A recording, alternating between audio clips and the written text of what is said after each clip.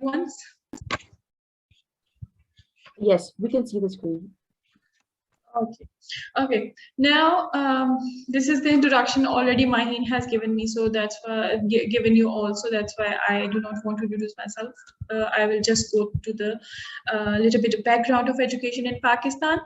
There are in Pakistan 22.6 million children or in the age of 5 to 16 are out of school, and it is the huge amount, and it is not stopped over here yet.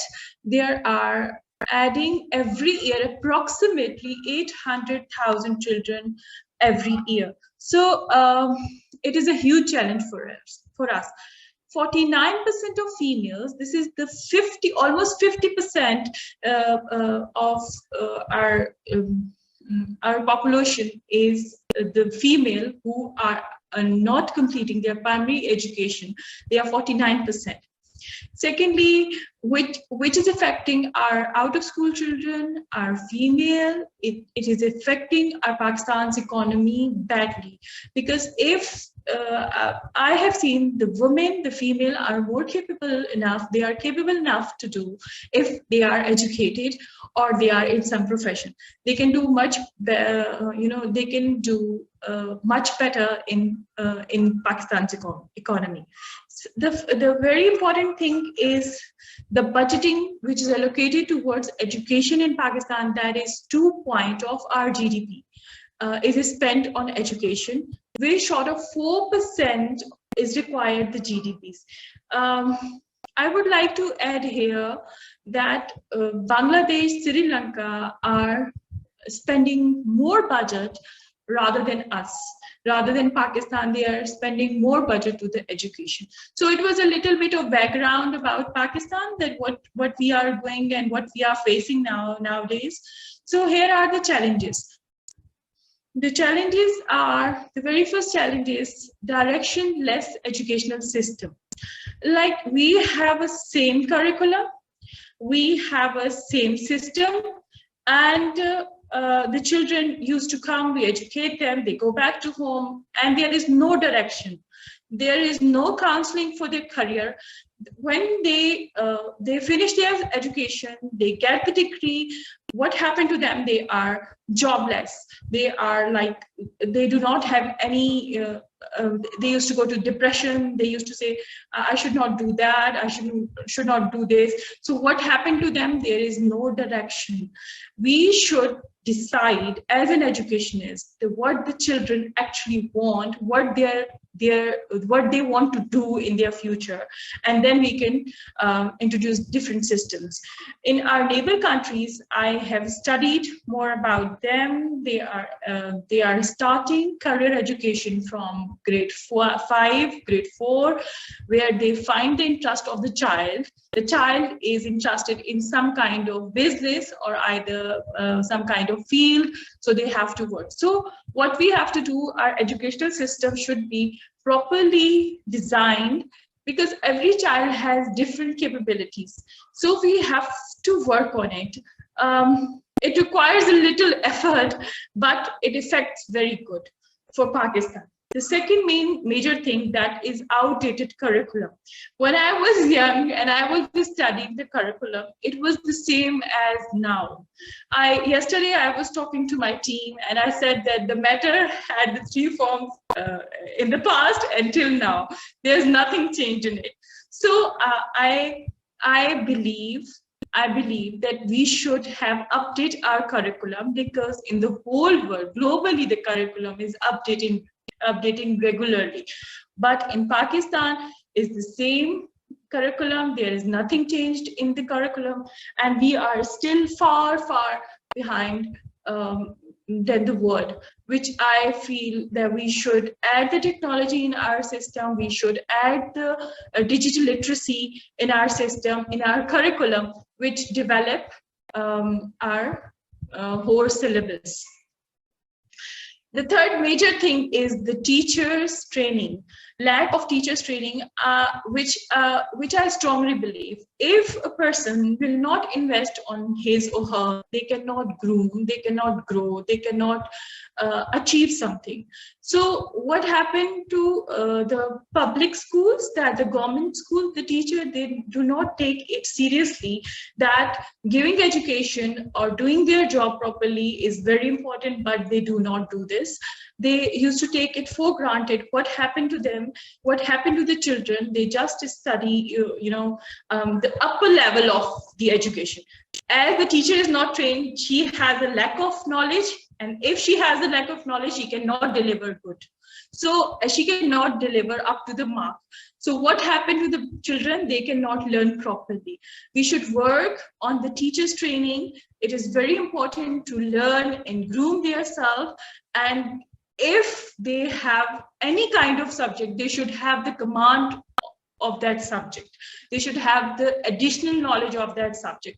They should have the globally, like what is the changes are happening in physics, in chemistry. They should know that, and how they will deliver. They should be updated themselves. So the trainings of the teachers are also a significant thing in educational system.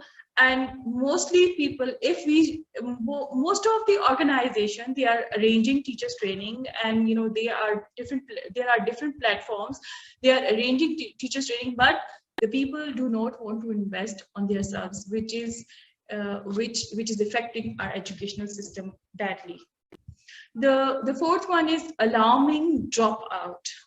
What happened due to poverty? The parents, they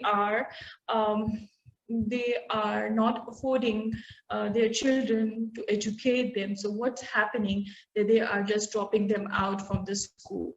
So they prefer to give them different jobs, or to send them to mechanics shop or the tailor shop or somewhere to learn something and earn money. So they used to avoid that. They're just wasting their time on education, and that's all. So in this point, we have to educate the parents, and we have to tell them it is our responsibility, being an educationist, to encourage them, to appreciate them, to educate them, to send their children in the school.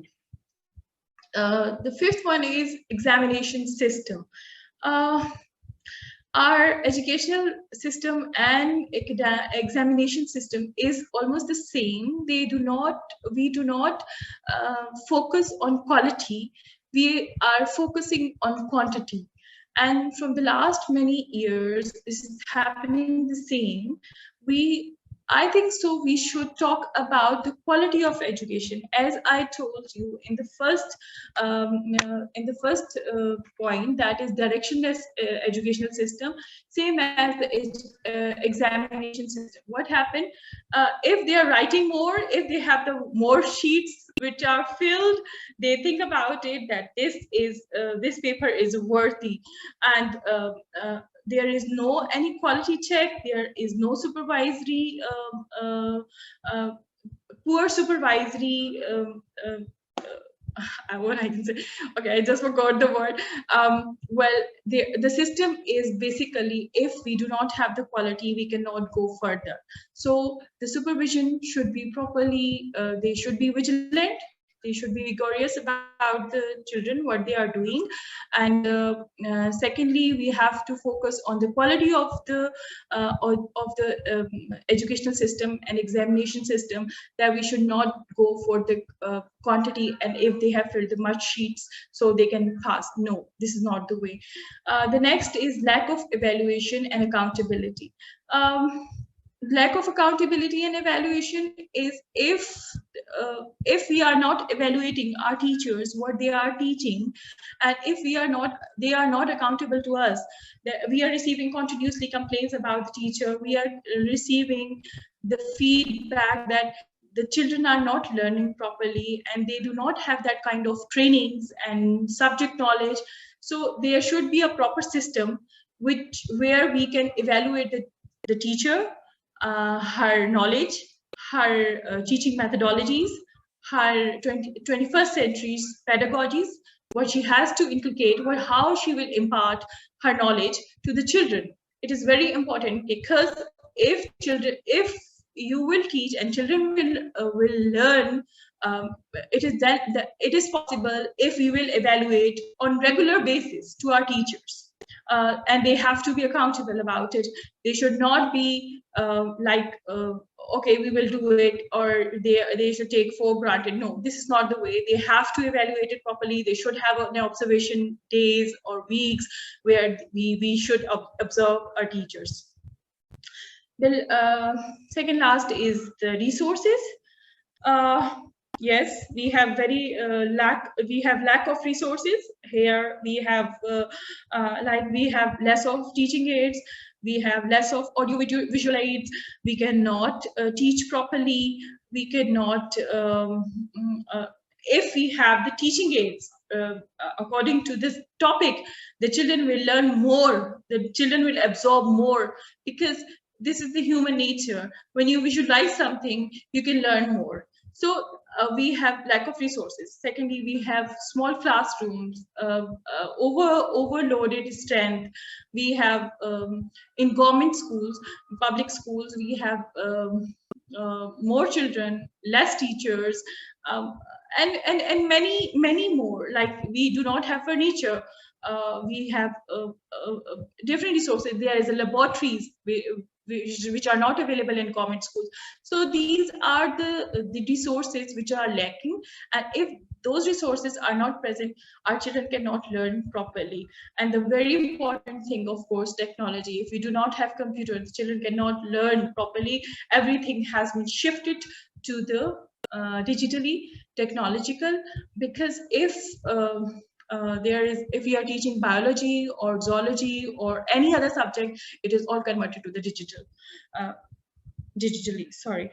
And next is budget allocation. As I told you all, that there is a budget allocation that is 2.5% only of our GDP, which should be 4% and more than 4% of our GDP. But the smaller countries are spending more than us, which is affecting, I think, Pakistan is in those 12 countries which are not spending on their education, and they are in a depriving condition. So here are the solution. That the very first thing that we should start to give our children a skill set, a proper skill set. We should develop their digital literacy. We should develop in them a different skill set which we feel, yes, our child can do that. The next one is develop entrepreneurial mindset from primary level. We should start from the primary level. We should give them a proper platform, a proper counseling session. We should tell them that what are the entrepreneurial skills, how you can start your business, how you can come up with your ideas and deliver those ideas. And we help them as an educationist. We should help them to implement those things, those skills, and develop those skills, and of course mindset. Educating parents is very important. Encourage them and educate them to send their children to the school. And secondly, if the school is willing to develop skill set or entrepreneurial skills or anything, they should support us. As an educationist, I'm running a school, I have noticed that parents do not want to spend, and they are not willing our children that they should learn other than books. So I think they should now open their mind, allow them to learn different things. Provide the platform to execute their entrepreneurial skills.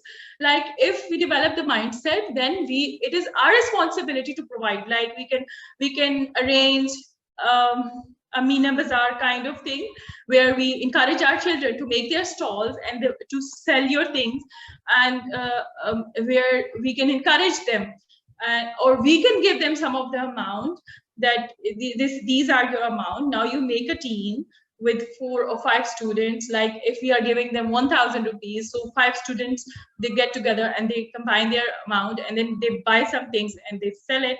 So this is one of the thing we can do in the Meena Bazaar kind of things, and we are providing that platforms where they can execute their entrepreneurial skills. Increase education budget and other resources to address issues linked infrastructure, education quality, and teachers retraining and relearning. This I have already discussed it in earlier. So this is also one of the significant point. Adoptions of if data-driven decisions making at policy level.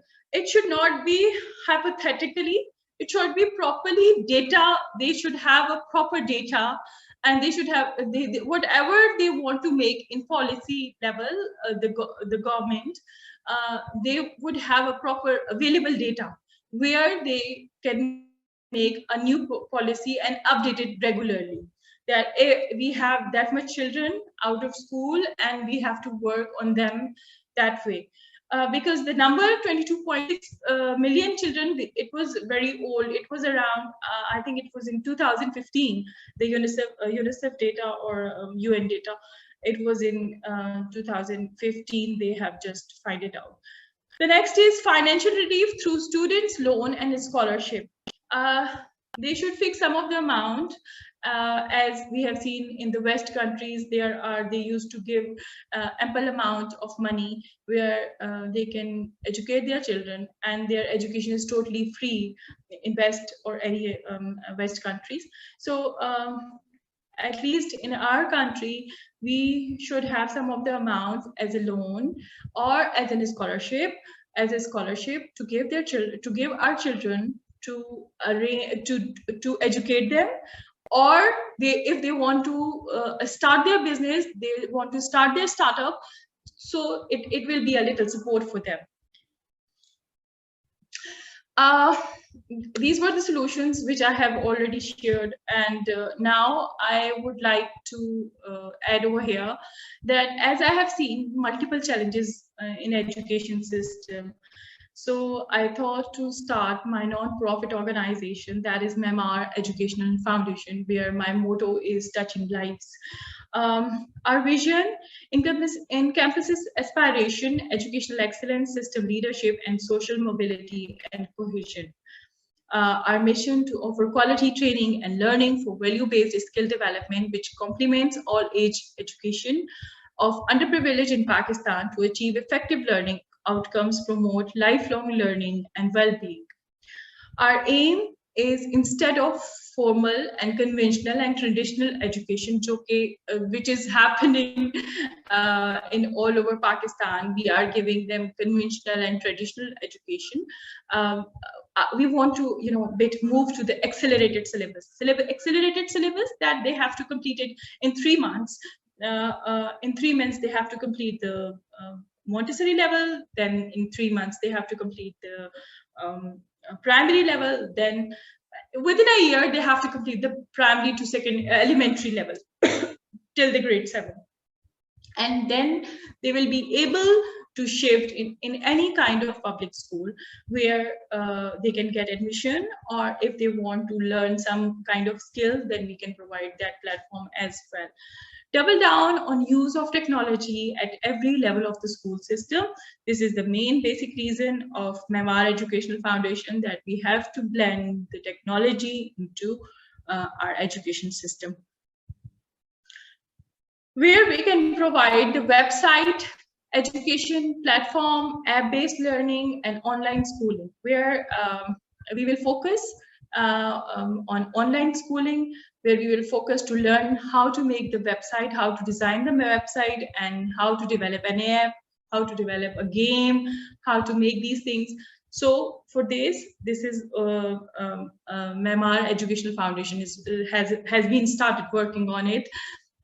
Using an accelerated IT education model to teach coding, graphic, gaming, art at early education, which is called STEAM education nowadays. It is also Maymaar's one of the aim or objective to make the students learn coding, gaming from the age of 8 to 18. When they will go out from their education, when they will complete their education from Maymaar educational system, then they will be able to earn money independently, and they will have a proper platform where we can provide them education, as well as we will find some of these jobs for them, and make them able to go to the market and get a good salary job over there. So this was the whole presentation about um, challenges of Pakistan, challenges of education in Pakistan, and there was solution as well. So this was one of the reasons that I have just launched my non-profit organization, and I'm working on it. I'm working on it to make them, to the children who are out of school, to those girls who are out of school, they are not allowed to learn the computer course and everything. So Maymaar is one of the organization who can help them and make them able to learn and then earn money from it. So over to you, Maheen. Thank you.